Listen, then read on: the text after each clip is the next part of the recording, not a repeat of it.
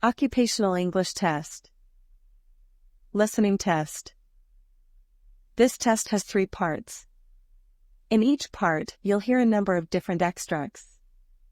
At the start of each extract, you'll hear this sound. You'll have time to read the questions before you hear each extract, and you'll hear each extract once only. Complete your answers as you listen. At the end of the test, you'll have 2 minutes to check your answers.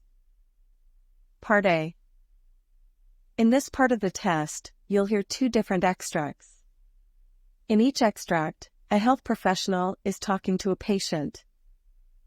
For questions 1 to 24, complete the notes with information that you hear. Now, look at the notes for Extract 1. Extract 1, questions 1 to 12. For questions 1 to 12, complete the notes with a word or short phrase that you hear. You now have 30 seconds to look at the notes.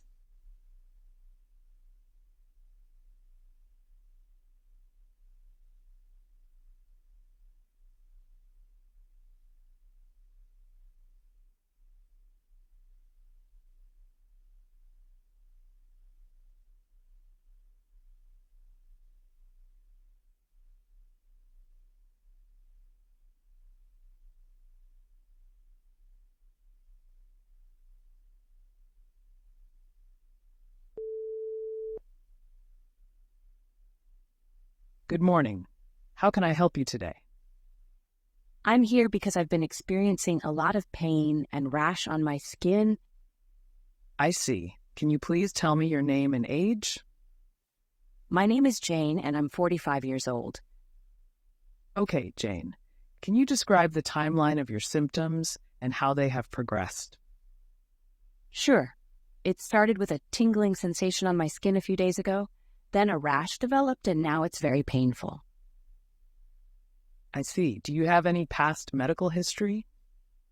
Yes, I had chickenpox as a child. Thank you for letting me know. What about your family history? Do you have any relatives with illnesses? My mother has a history of high blood pressure, and my father had a history of diabetes. Noted. Do you have any allergies? I'm allergic to penicillin. Thank you for sharing that information.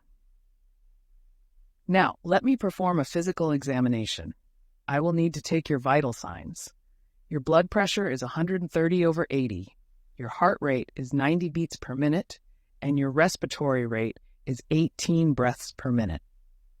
Okay, thank you. Based on your symptoms and physical examination, I suspect that you may have shingles. I will need to run some tests to confirm the diagnosis, such as a viral culture or blood test. Okay.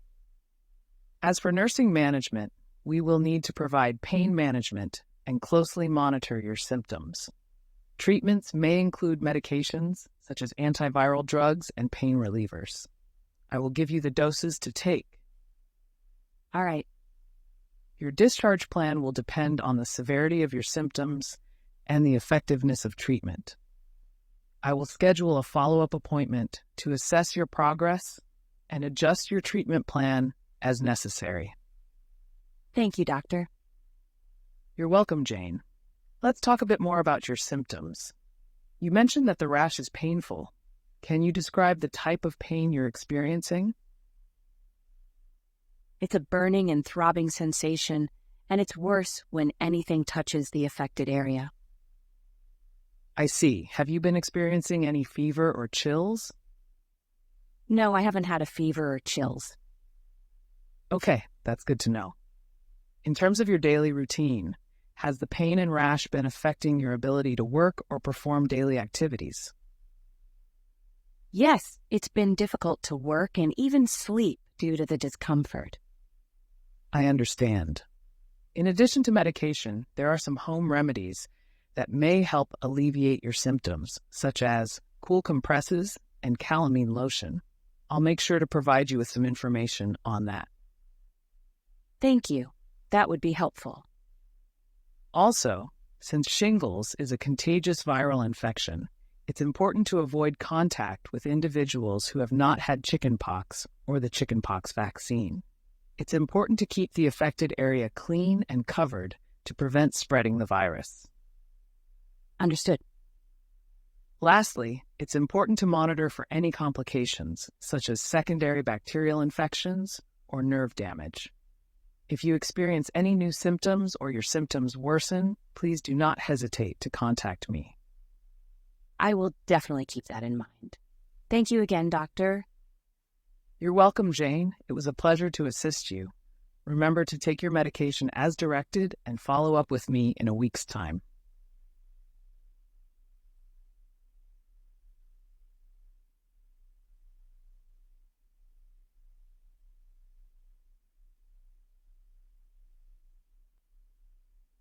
Extract 2, questions 13 to 24. For questions 13 to 24, complete the notes with a word or short phrase that you hear. You now have 30 seconds to look at the notes.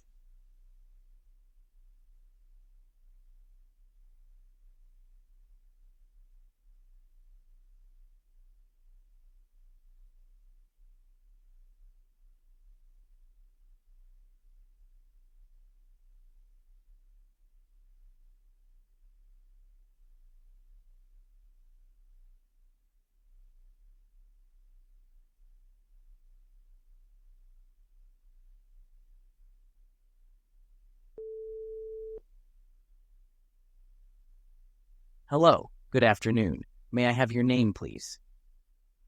Hi, my name is Emily. Hi, Emily. Can you please tell me your age? I'm 28 years old. What brought you to the hospital today, Emily?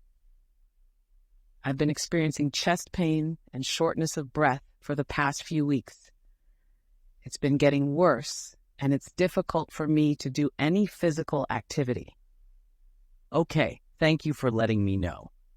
Before we proceed, can you tell me a little bit about your past medical history?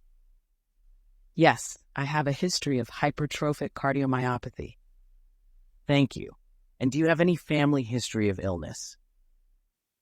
Yes, my mother has high blood pressure, and my maternal grandfather had a heart attack. All right, thank you for sharing that. Now, can you please tell me about your social history? Do you smoke or consume alcohol?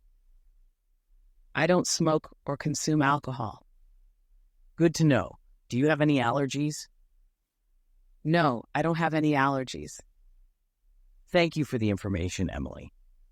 Now, can you describe your symptoms to me in detail and give me a timeline of how they have progressed? I started feeling chest pain about 3 weeks ago. It was mild at first, but then it started getting worse, and now it's constant. I also have shortness of breath and feel tired all the time. It's been difficult for me to do any physical activity. I see. Thank you for the detailed information, Emily. I will now proceed with a physical examination to check your vital signs. Your blood pressure is 130 over 90 mmHg. Your heart rate is 100 beats per minute, and your oxygen saturation level is 95%. These are all within the normal range, but may be relevant to your condition.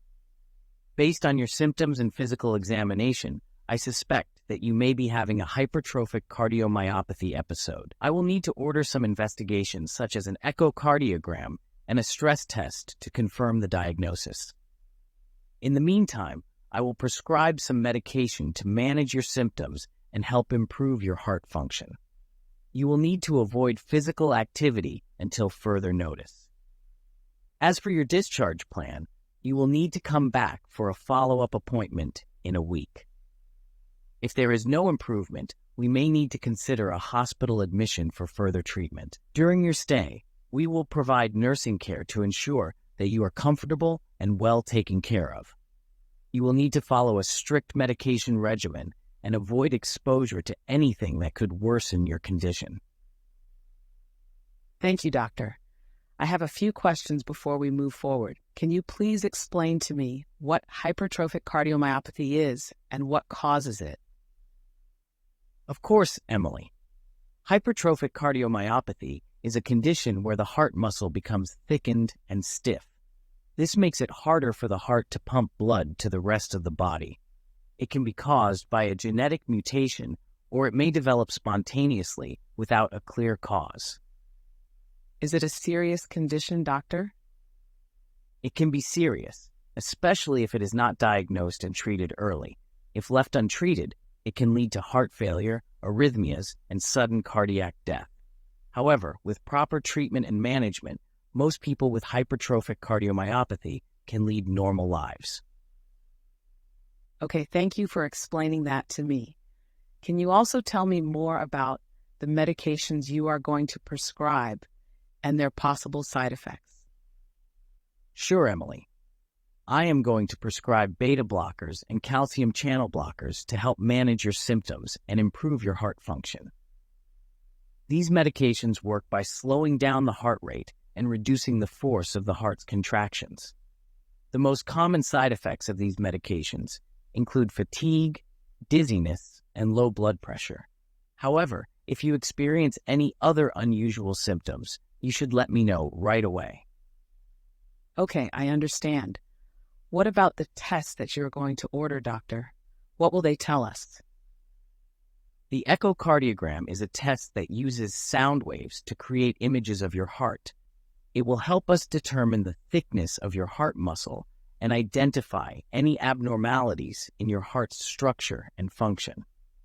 The stress test is a test that measures how your heart responds to physical activity. You will be asked to walk on a treadmill or ride a stationary bike while we monitor your heart rate, blood pressure, and other vital signs. These tests will help us confirm the diagnosis of hypertrophic cardiomyopathy and determine the best course of treatment for you. Thank you for explaining that, doctor. Is there anything else I should be aware of or do while I wait for my follow-up appointment? Yes, Emily. You should avoid physical activity and anything that could increase your heart rate or put stress on your heart. You should also avoid smoking and drinking alcohol, as they can worsen your condition. Make sure to take your medications as prescribed and let me know if you experience any unusual symptoms. It's important to come back for your follow-up appointment so that we can monitor your progress and adjust your treatment plan if necessary. Okay, I will keep that in mind, doctor. Thank you for your help and guidance.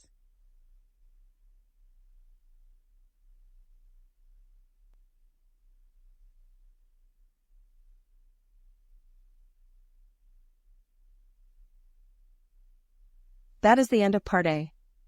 Now look at Part B. Part B. In this part of the test, you'll hear 6 different extracts. In each extract, you'll hear people talking in a different healthcare setting. For questions 25 to 30, choose the answer A, B, or C, which fits best according to what you hear. You'll have time to read each question before you listen. Complete your answers as you listen. Now look at question 25.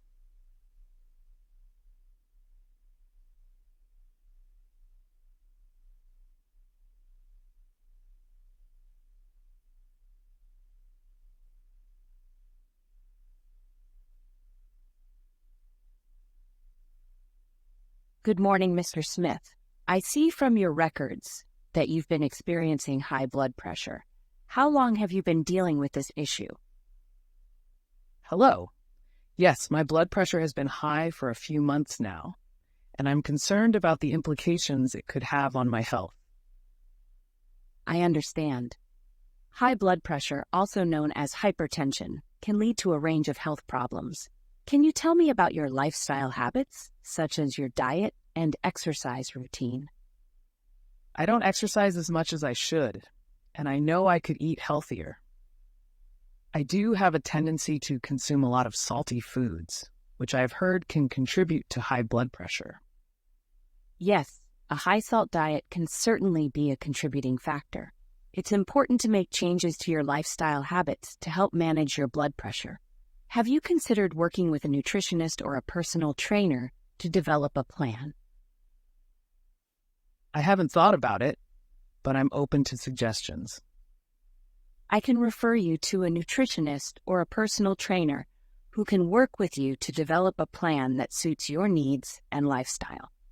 In the meantime, it's important to reduce your salt intake and increase your physical activity. That sounds like a good plan. What about medications? Do I need to take medication to manage my blood pressure?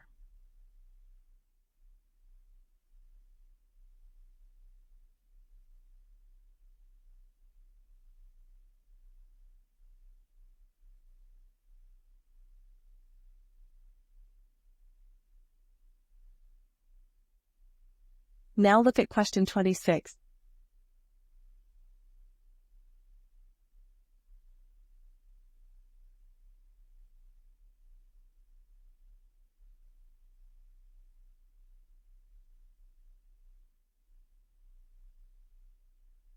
As an optometrist, I am here to talk to you about the importance of regular eye exams for maintaining eye health.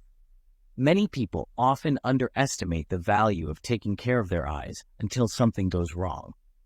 However, just like any other part of our body, our eyes require proper care and attention to ensure that they function properly throughout our lives. Firstly, regular eye exams are essential for detecting any early signs of eye diseases or conditions such as glaucoma, cataracts, and macular degeneration, which can lead to blindness if left untreated. In fact, many of these conditions do not present any symptoms until they have progressed to an advanced stage, making early detection crucial for effective treatment. Secondly, regular eye exams can also detect other health conditions beyond the eyes. The eyes can provide valuable insight into our overall health, and an optometrist may be the first to detect certain health conditions such as diabetes, hypertension, and high cholesterol during an eye exam.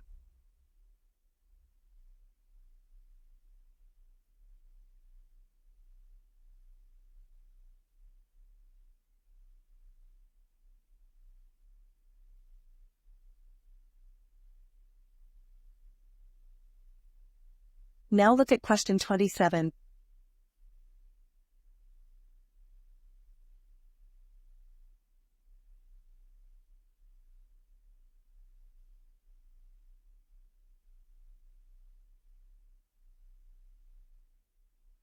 Yes, maintaining a healthy lifestyle with a balanced diet, regular exercise, and getting enough rest can help boost your immune system and reduce the frequency of outbreaks. Stress can also trigger outbreaks, so finding healthy ways to manage stress, such as meditation or exercise, can be helpful. That makes sense. How often should I take the antiviral medication, and for how long? The dosage and duration of antiviral medication will depend on the severity of your symptoms and how often you experience outbreaks. It's important to follow the instructions on the prescription and take the medication as prescribed. Some people may need to take medication every day to prevent outbreaks, while others may only need to take it during an active outbreak. Okay, I'll make sure to follow the instructions carefully. Is there anything else I should know about managing my herpes? It's important to communicate with your sexual partners about your herpes status and to use condoms consistently and correctly. You may also want to avoid sexual contact during an outbreak or when you feel symptoms starting to appear. It's also important to practice good hygiene by washing your hands and avoiding touching your sores to prevent spreading the virus to other parts of your body or to others. Thank you for all the information and advice, nurse. I will make sure to take good care of myself and manage my herpes as best as I can. You're welcome. Don't hesitate to contact me if you have any further questions or concerns.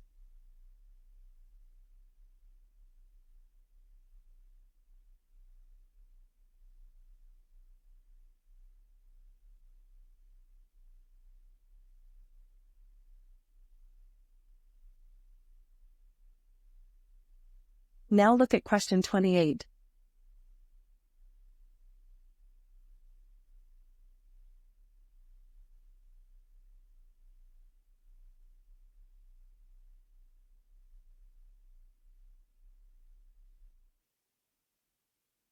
I am honored to be standing here today to talk to you about the role of radiography in diagnostic imaging. Radiography is a branch of medical imaging that uses X-rays to create images of the inside of the body. It is a non-invasive procedure that can help diagnose and monitor various medical conditions. Radiography is used to investigate different parts of the body, such as the chest, abdomen, pelvis, bones, and joints. One of the primary roles of radiography is to help diagnose and manage injuries and diseases. Radiographers work in collaboration with radiologists and other healthcare professionals to interpret and report on images produced by the radiography equipment. This partnership helps to ensure that patients receive the best possible care and that healthcare providers are able to make accurate diagnoses.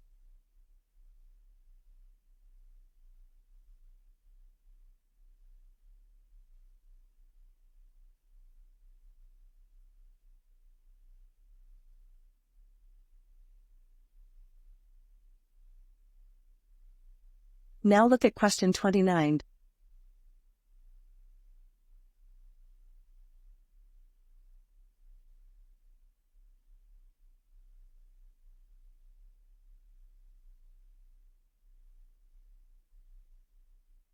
Are there any side effects to the treatment options? Some medications can have side effects, but we will monitor you closely to ensure that any side effects are managed effectively. It's important to follow the treatment plan closely to improve your quality of life and prevent complications. Thank you. I'm willing to do whatever it takes to manage my symptoms and improve my health. That's great to hear, Ms. Thompson. Let's talk a bit more about your symptoms. Can you describe the abdominal pain you've been experiencing? Is it a sharp pain, a dull ache, or a crampy feeling? It's mostly a crampy feeling. It feels like my stomach is tied up in knots. I see. That's a common symptom of irritable bowel syndrome. Have you noticed any changes in the consistency of your bowel movements, such as diarrhea or constipation? Yes. My bowel movements have been quite irregular lately. Sometimes I'll have diarrhea, and other times I'll be constipated for days.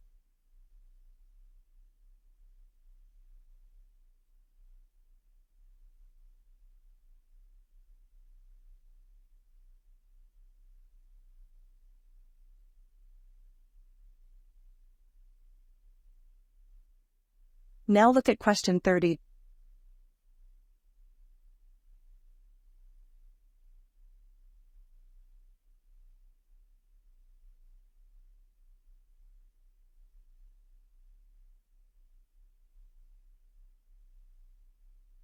Hi there, how can I help you today? I've been experiencing some tooth pain lately, and I think I might have a cavity. Okay, let's take a look. Yes, you do have a cavity there. How did I get a cavity? Cavities are caused by bacteria that produce acid within the mouth. This acid eats away at the enamel on your teeth, eventually causing a hole or cavity to form. How can I prevent cavities in the future? There are a few things you can do to reduce your risk of developing cavities. First, make sure you're brushing your teeth at least twice a day with a fluoride toothpaste. You should also floss daily to remove any food particles and bacteria from between your teeth. What about my diet? Yes, diet plays a big role as well. Try to avoid sugary and starchy foods and drinks like candy and soda, which can contribute to the growth of bacteria in your mouth. Are there any other preventive measures I can take? Absolutely. We can apply dental sealants to your teeth, which act as a barrier to protect them from decay. We can also give you fluoride treatments, which strengthen your enamel and make it more resistant to acid erosion. That sounds great. Thank you for your advice. You're welcome. Remember, good oral hygiene and a healthy diet are key to preventing cavities and maintaining good oral health.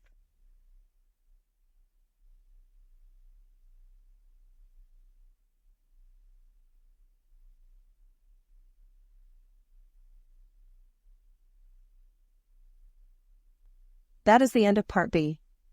Now look at Part C.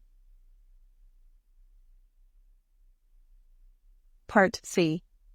In this part of the test, you'll hear 2 different extracts. In each extract, you'll hear health professionals talking about aspects of their work. For questions 31 to 42, choose the answer A, B, or C, which fits best according to what you hear. Complete your answers as you listen. Now look at Extract 1.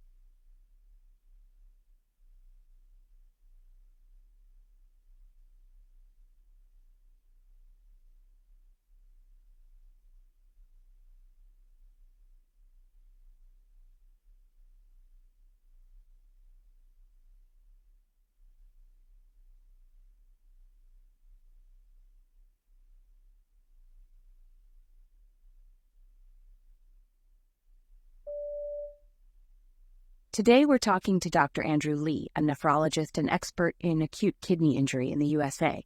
Dr. Lee, can you explain what acute kidney injury is and what causes it? Acute kidney injury is a sudden loss of kidney function that occurs within a few hours or days. It can be caused by a number of factors, including decreased blood flow to the kidneys, damage to the kidneys themselves, or blockages in the urinary tract. Common causes include dehydration, infection, medication toxicity, and conditions like heart failure or liver disease. How is acute kidney injury diagnosed and what are the symptoms? Symptoms of acute kidney injury can vary depending on the cause and severity, but may include decreased urine output, fluid retention, nausea, vomiting, fatigue, and confusion. Diagnosis is typically made through blood and urine tests, which can evaluate kidney function and the presence of any underlying conditions. What treatments are available for acute kidney injury? Treatment for acute kidney injury depends on the underlying cause and severity. In some cases, simply addressing the underlying condition or removing the offending medication can help improve kidney function. Other treatments may include intravenous fluids, medications to manage blood pressure or electrolyte imbalances, or even dialysis in severe cases. Are there any long-term complications associated with acute kidney injury? In some cases, acute kidney injury can lead to chronic kidney disease, which is a long-term condition that can eventually progress to kidney failure. This risk is higher in individuals who have pre-existing kidney disease, diabetes, or high blood pressure. What can people do to prevent acute kidney injury?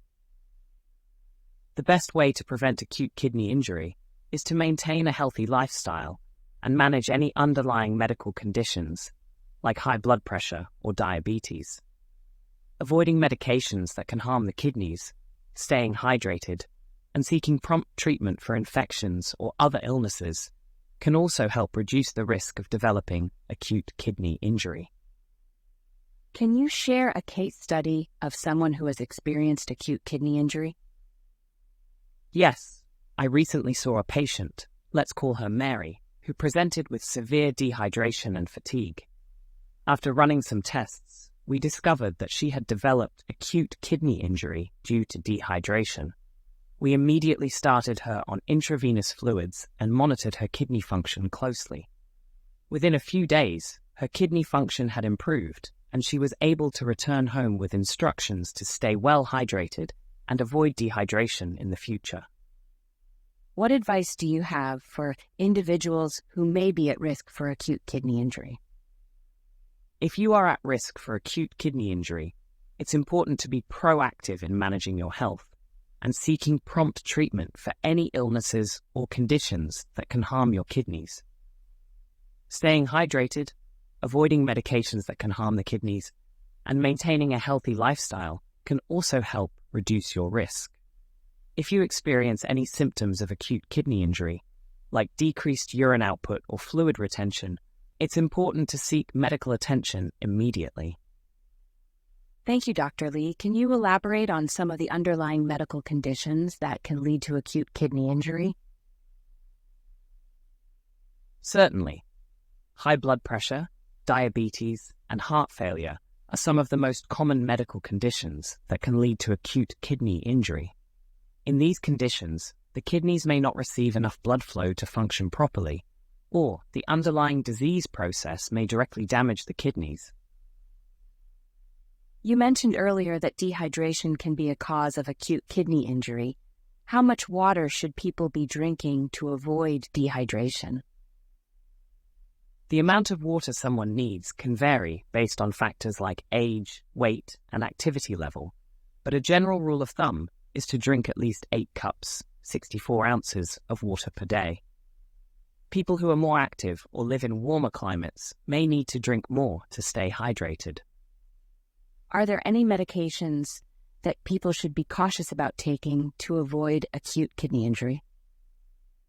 Yes, certain medications can be harmful to the kidneys, particularly when taken in high doses or over a long period of time.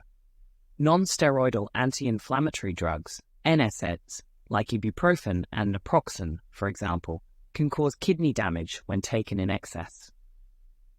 People with pre-existing kidney disease should be particularly cautious about taking medications that can harm the kidneys and should always consult with their doctor before starting any new medications. Can you explain how dialysis works and when it may be necessary for someone with acute kidney injury? Dialysis is a treatment that uses a machine to filter waste products and excess fluid from the blood when the kidneys are unable to do so on their own. It may be necessary for someone with acute kidney injury if their kidney function has severely declined and they are experiencing complications like fluid overload or high potassium levels. Dialysis can be temporary or long-term, depending on the underlying cause of the kidney injury and the patient's overall health. Are there any dietary recommendations for people with acute kidney injury? Yes, people with acute kidney injury may need to follow a low sodium and low potassium diet to help manage their symptoms and prevent complications. A dietitian can work with the patient to develop a personalized meal plan that meets their nutritional needs while also addressing their kidney function. Finally, can you discuss any ongoing research or advancements in the treatment of acute kidney injury? There is ongoing research in the development of new medications and treatments for acute kidney injury, including stem cell therapy and new drugs that can help protect the kidneys from injury. In addition, there is a growing emphasis on early detection and intervention for acute kidney injury to help prevent progression to chronic kidney disease.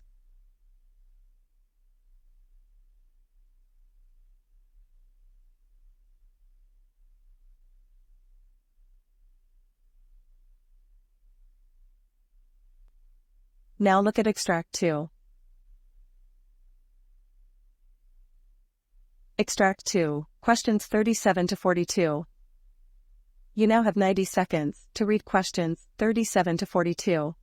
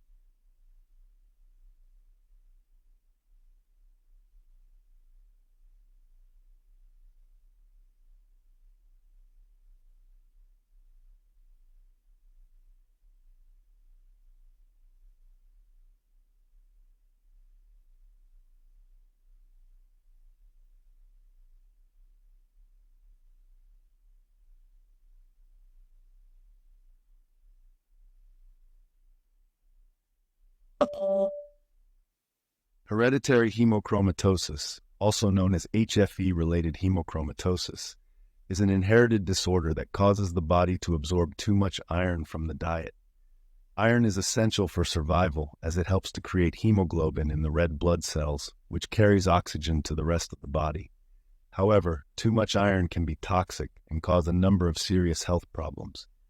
Hereditary hemochromatosis is caused by mutations in the HFE gene. This gene provides instructions for making a protein that helps to regulate the absorption of iron from the diet. When the HFE gene is mutated, the body absorbs too much iron, leading to iron overload in the body's tissues and organs. Symptoms of hereditary hemochromatosis can include fatigue, joint pain, abdominal pain, liver enlargement, and diabetes.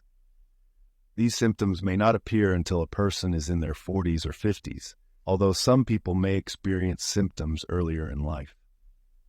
Diagnosis of hereditary hemochromatosis is typically made through a combination of medical and family history, physical examination, and laboratory tests.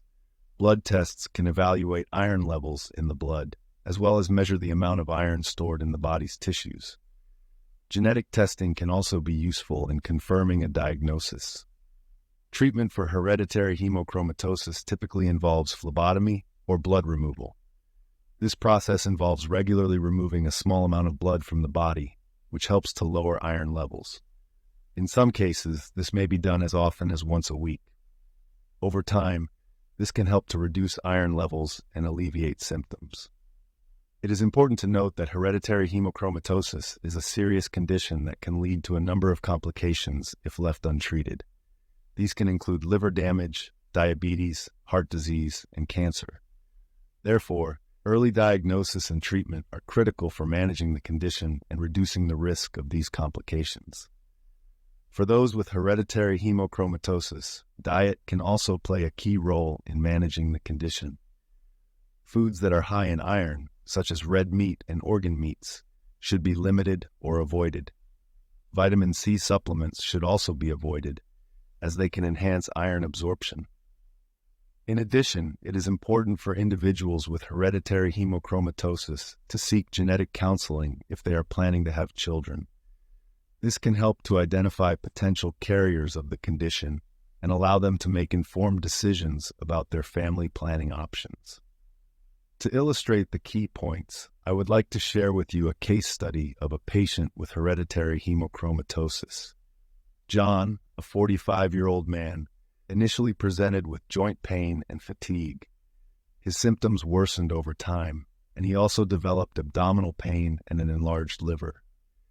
Blood tests revealed high iron levels, and genetic testing confirmed a diagnosis of hereditary hemochromatosis. John received regular phlebotomy treatment, which reduced his symptoms and improved his quality of life. He also made changes to his diet, reducing his intake of red meat and organ meats, and increasing his consumption of foods high in calcium, which can inhibit iron absorption. Despite treatment, John still experienced complications related to his condition. He developed type 2 diabetes and was diagnosed with non-alcoholic fatty liver disease.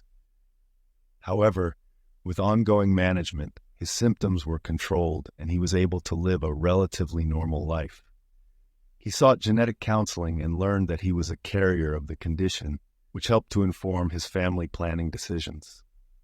Current research in the field of hereditary hemochromatosis is focused on developing new treatments and improving diagnostic techniques. Studies are underway to investigate the use of medications to remove iron from the body as an alternative to phlebotomy. Genetic testing is also being developed to identify individuals at risk of hereditary hemochromatosis before symptoms appear, which could allow for earlier intervention and prevention of complications. Hereditary hemochromatosis is a complex condition that requires early diagnosis and ongoing management to prevent serious complications. Patients with hereditary hemochromatosis can lead normal lives with the right treatment, diet, and care. Researchers are working to improve our understanding of the condition and develop new treatments, which will ultimately benefit patients and their families.